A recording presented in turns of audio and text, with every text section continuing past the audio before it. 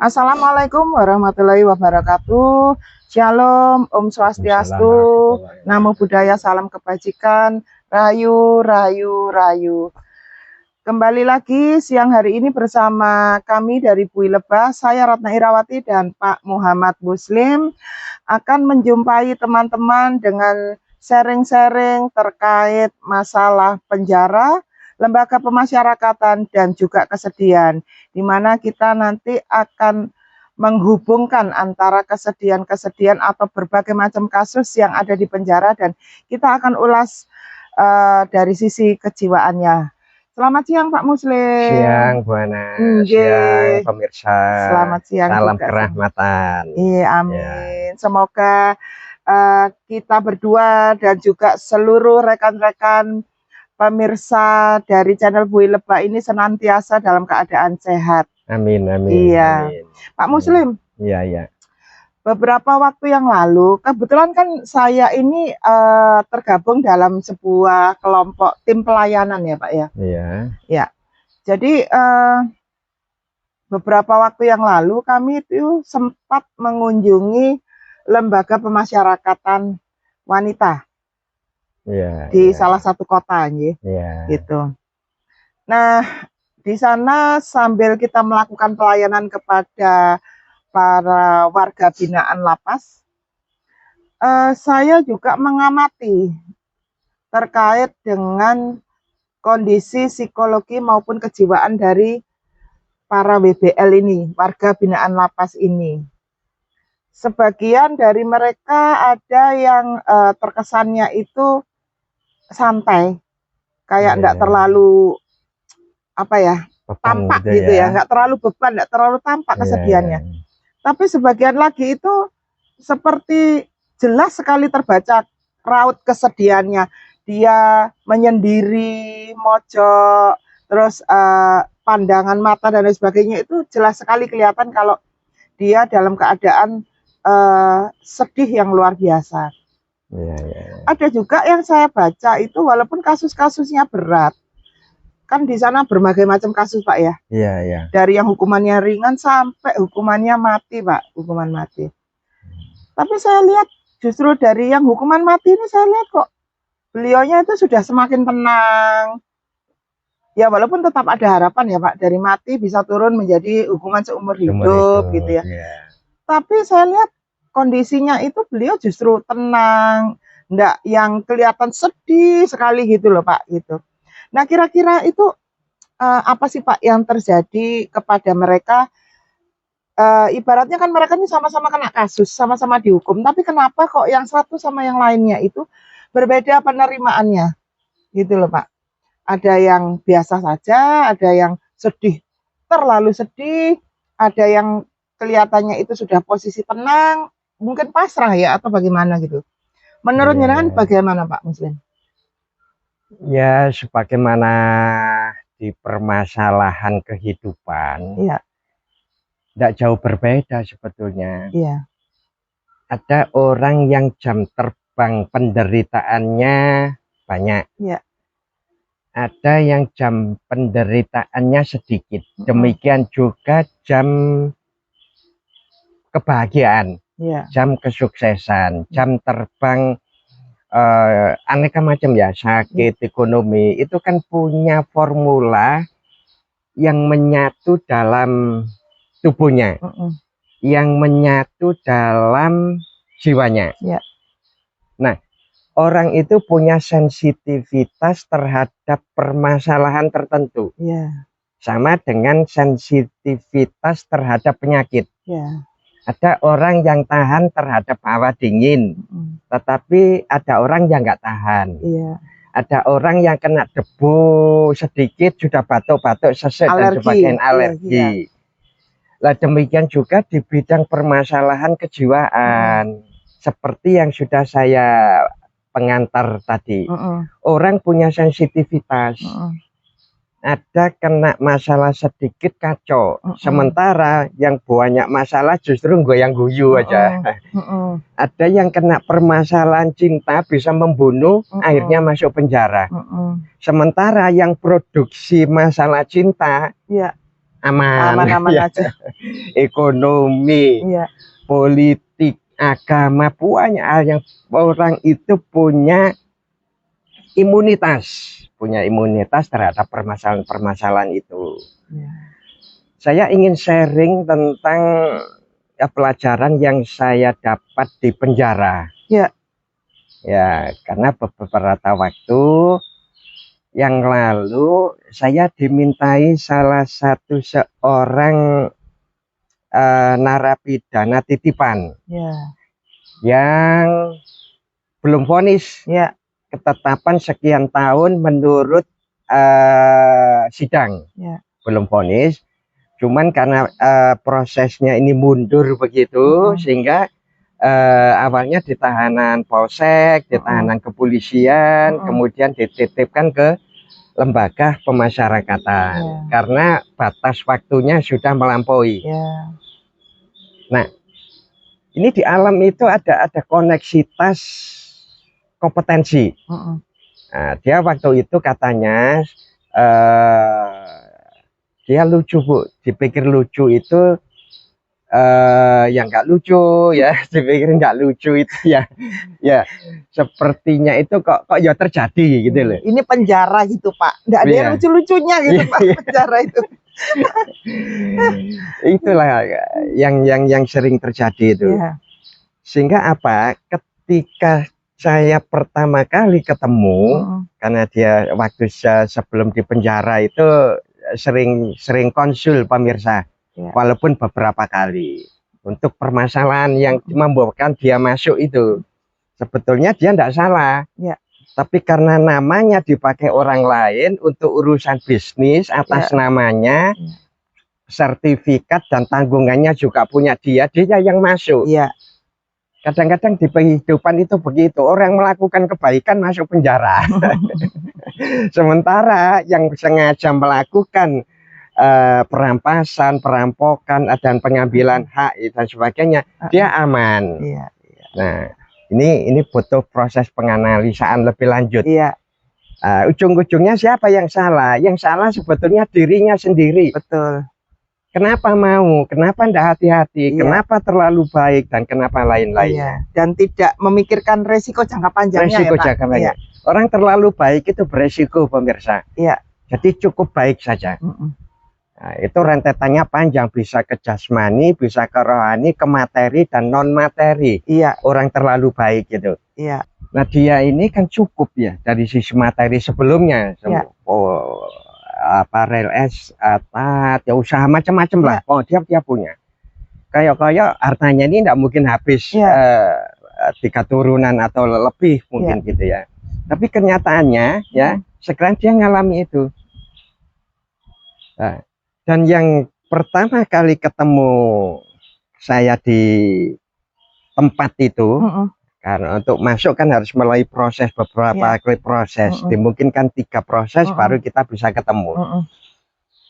Nah, tiba-tiba kayak biasanya begitu, gelombang seseorang itu kadang terbaca lewat bantuan alam semesta yang hadir ke saya. Nah, tiba-tiba saya pemirsa, saya ini nepuk-nepuk kepalanya. Nepuk-nepuk kepalanya sampai nepuk-nepuk punggungnya gini. Jangan sedih, jangan sedih, jangan sedih. Nah, terus ini menepuk-nepuk lagi belakangnya. Ini filosofi beban. Bahkan belakang ini orang kalau bebannya terlalu banyak, kesedihannya dalam, ininya pasti kena simbol filosofi orang ngangkat beban. Ini pukul-pukul gini, jangan sedih, jangan sedih, jangan sedih. Nah, ada kata lanjutannya. Penjara kesedihan itu lebih bahaya dan lebih kejam serta lebih merusak daripada lembaga pemasyarakatan. Ini bukan pendapat saya. Tuhan mendatangkan bala bantuan dari arah yang tidak diduga-duga lewat saya. Dan seperti yang saya katakan aneh tadi, lucu tadi, setiap malam dia melakukan perenungan, beribadat kepada Tuhan, ya, itu katanya yang bayang saya. Loh, siapa yang mendatangkan bayangan ini? Ya. Tentu pemirsa, ketika seseorang itu melakukan dengan tulus, ikhlas, konstruktif, dan berusaha sebersih dan sebaik mungkin, tentu sudah berulang kali tidak bersih seperti air aqua begitu, Ya. maksimalnya. Maka alam semesta dan Tuhan itu pasti menghadirkan solusinya. Ya. Saya membayang gitu kan, mintalah ke saudaranya, bisa enggak Pak Muslim diajak ke sini? Saya datang ke sana, keluarlah itu. Ternyata apa? Faktor yang merusak dirinya saat itu memang kesedihan. Dan itu keluarlah tadi filosofi atau bahasa itu hukum-hukum semesta ya. Yang kalau dijabarkan itu ketika seseorang dalam tahanan lembaga pemasyarakatan, kemudian diikuti dengan kesedihan, maka dia akan menanggung dua hal. Oh ya ya. Ya, secara fisik dia terpenjara dalam lembaga pemasyarakatan, secara kejiwaannya dia dipenjara oleh kesedihan itu. Iya. Padahal kesedihan itu adalah ciptaan dia sendiri ya, ciptaan Pak? Dia sendiri. Okay. Ini makna ciptaan sendiri. Sebetulnya masalah itu kalau disikapi dengan benar dan tepat, itu bisa tidak terlalu sedih gitu loh. Justru ketemu solusinya. Sedih itu wajar. Tapi jangan terlalu sedih yang berlebihan itulah merusak semuanya. Jasmaninya, rohaninya, materinya, dan non materinya. Betul. Nah, sehingga di situ saya sekaligus dapat pelajaran pemirsa. Jadi bukan saya saja yang seringkali ngajar, seringkali ngisi menjadi narasumber, tapi seringkali di alam semesta itu saya dapat pelajaran yang narasumbernya itu alam semesta. Narasumbernya itu anggap pasien saya, walaupun saya sebetulnya tidak pernah punya pasien. Teman belajar, itu kadang bisa menjadi guru saya. Sehingga sesuai dengan analisa kejiwaan yang saya pelajari, ternyata betul itu. Kesedihan itu bisa lebih kejam daripada lembaga pemasyarakatan karena bisa merusak 4 sehat tadi itu. Betul. Sehingga oleh karena itu, nah, habis itu guyon Bu, ya, guyon. Puji Tuhan, alhamdulillah, ya. Si teman yang sedang kasus ini kemudian tertawa-tertawa. Tertawa-tawa, kemudian dengan kesadarannya atas petunjuknya gitu ya, dia berpikir aku nggak boleh sedih, aku harus menerima kenyataan secara konstruktif walaupun itu menyakitkan. Nah dari sini pemirsa timbul solusi-solusi berikutnya, dia lebih sehat di dalam tahanan. Kemudian solusi berikutnya di luaran, ada kasuistis yang tertutup itu bisa terbuka. Jadi ini pelajaran bagi kita bersama. Jangan kita pernah memenjarakan diri. Kalaupun pernah, sebaiknya jangan diulang. Termasuk saya. Jangan memenjarakan diri dengan kesedihan. Karena itu lebih merusak daripada penjara lembaga pemasyarakatan. Betul. Dan fakta di sana banyak pendidikan, pelajaran yang diberikan oleh pihak-pihak yang berwenang untuk memberikan pencerahan, untuk memberikan kesehatan jiwa, untuk memberikan keterampilan produktivitas yang kemudian dia punya keterampilan yang bisa digunakan setelah banyak yang lebih bagus. Tapi satu hal yang saya amati sedikit lagi Bu, yang ingin saya sampaikan tadi di awal itu. Dia mengatakan begini, Pak Muslim, ternyata di sini lebih baik daripada saya di Ka'bah. Mohon maaf, jangan tersinggung bagi yang beragama Islam. Saya tidak olok-olok. Faktanya teman saya ini jauh lebih khusyuk, lebih jamaahnya juga sering jamaah, akhirnya bisa ngaji, bisa macam-macam, justru di lembaga pemasyarakatan. Sementara waktu di sana mungkin kesadarannya mungkin belum keluar, Ya. hanya dia punya mampu membayar uang dan sebagainya. Iya. Sehingga makna peribadatan itu jangan hanya memilih pada yang wah gitu. Karena di sana ada hidayah, ada rahmat, ada ampunan, ada ilmu, ada obat dan lain-lain yang bisa diturun di semua tempat. Ya. Sesuai dengan kompetensi kasuistisnya. Ya, betul. Nah ini iya. Monggo jenengan mau nyampaikan apa tadi?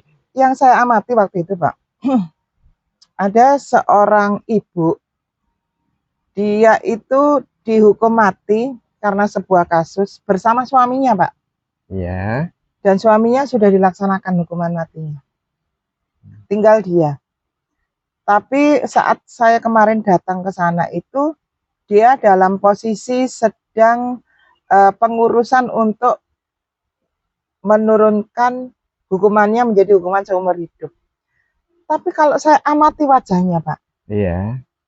Justru wajah beliau ini kondisinya tenang. Saya amati yang lainnya tuh masih tampak kesedihannya.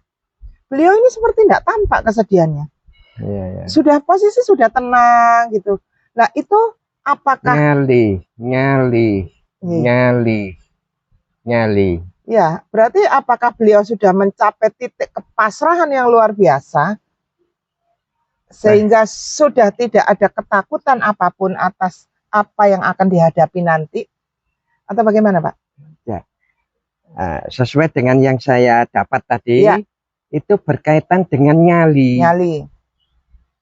Ini yang sering tidak dibahas di sekolah. Nah, ini yang sering tidak diajarkan, yang saya singgung tadi, ini jarang diajarkan di sekolah-sekolah, baik di sekolah formal, non formal, atau sekolah kehidupan. Bahwa nyali itu punya peran yang besar di dalam kebahagiaan seseorang, di dalam kesehatan seseorang, di dalam kepintaran seseorang, di dalam rezeki seseorang, di dalam semua urusan. Nyali itu punya peran yang besar. Apa yang dimaksud nyali? Punya keberanian menghadapi permasalahan atau sakit yang sedang terjadi. Ya. Ini banyak ini. Contoh realnya, banyak orang pinter ya, yang dengan gelaran yang lengkap begitu. Begitu dia mau tampil sebagai narasumber di seminar atau di workshop dan lain-lain pelatihan, ketika dia keder, materinya tuh bisa hilang semua. Iya. Tampilannya juga tidak bagus. Ya. Sementara orang yang tidak memiliki bekal yang cukup, tapi dia punya nyali, itu bisa komunikasinya bisa bagus, penyampaiannya bagus. Coba perhatikan di pekerjaan, di percintaan, di perang, di macam-macam sudah.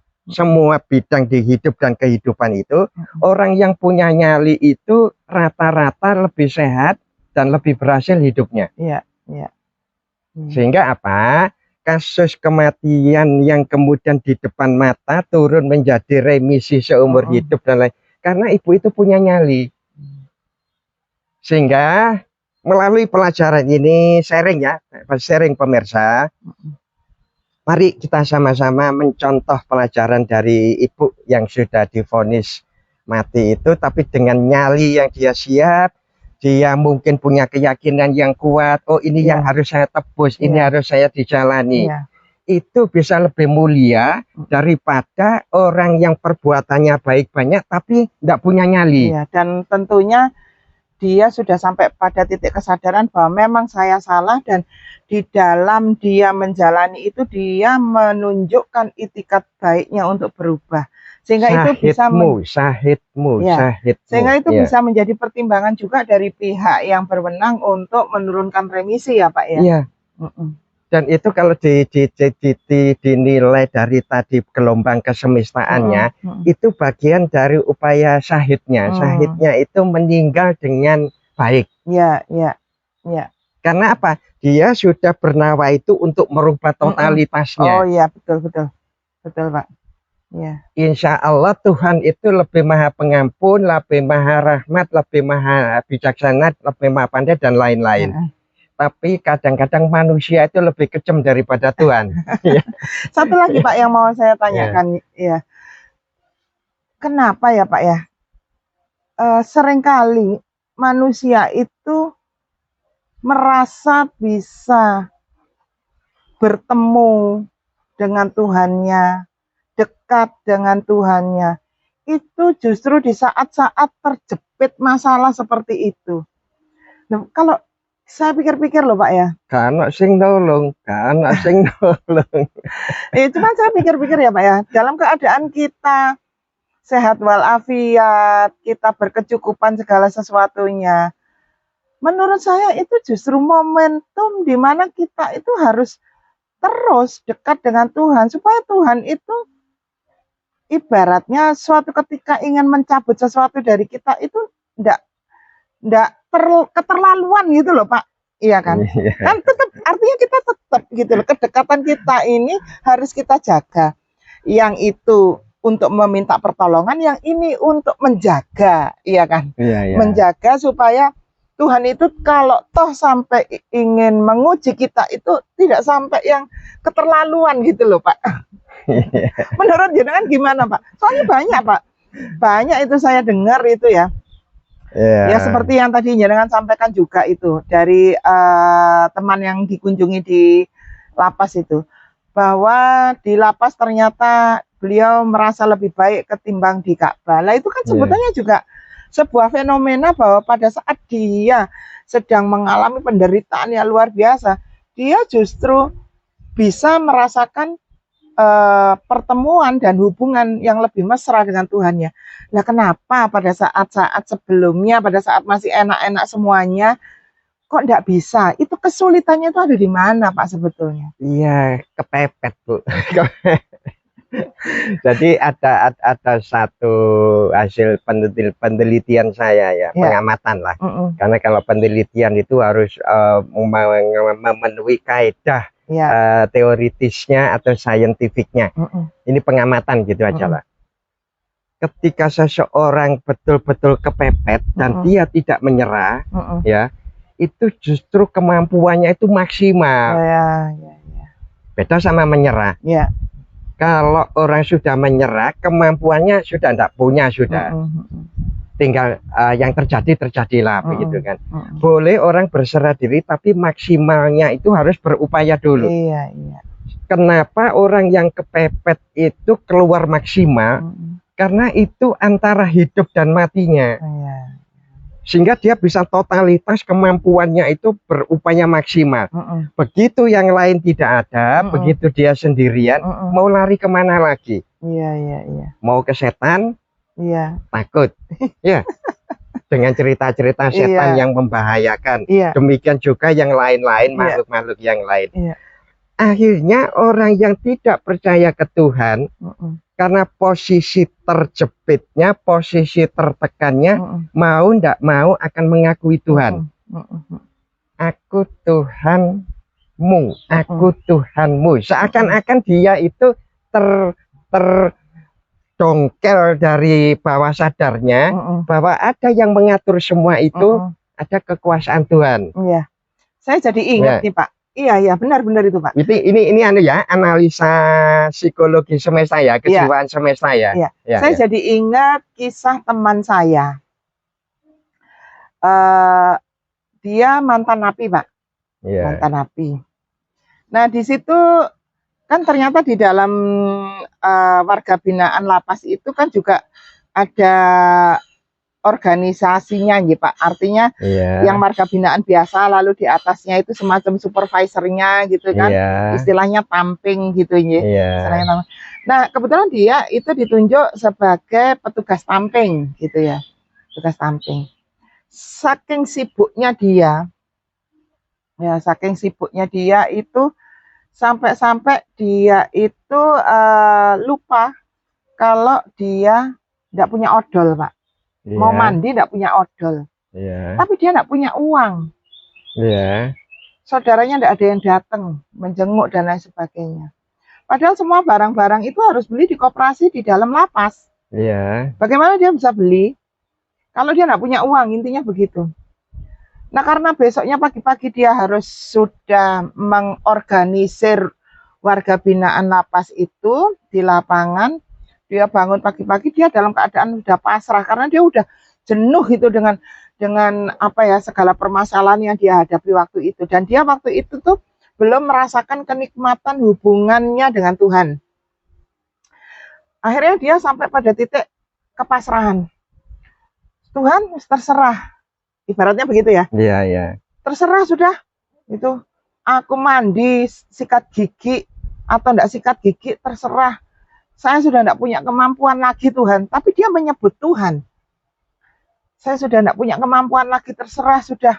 Tuhan. Nah itu tadi yang posisi terjepit itu Pak ya. Baru mengakui ya ada kebesaran Tuhan. Nah, tiba-tiba Pak, dia masuk ke dalam kamar mandi. Di dalam kamar mandi itu, tiba-tiba dia melihat satu bungkus, satu kemasan odol pos yang agak besar dan masih utuh dengan kerdusnya. Nah, padahal Pak, di koperasi itu tidak jualan odol yang sebesar itu. Semua odolnya itu kecil-kecil. Iya, iya, iya. Dan tidak boleh odol dari luar masuk ke situ. Misal ada keluarganya yang bawa. Dia kaget. Sambil dia mikir, odol ini dari mana?